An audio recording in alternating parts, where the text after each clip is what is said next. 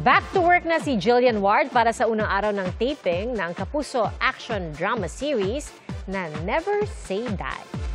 Reunited din sila ng kanyang kaibigan na si Rahil Birya na nakatambal din niya sa abot kamay na pangarap at mga batang riles. Iba po talaga yung energy kapag nasa set. Hindi ko ma-explain na parang makikita mo yung mga katrabaho mo, tapos parang everybody's doing their best. Parang ang sarap sa feeling, parang super nakaka-energize yung vibe. Sobrang masaya ako na naka-work ulit si Jill kasi it's very easy to work with her.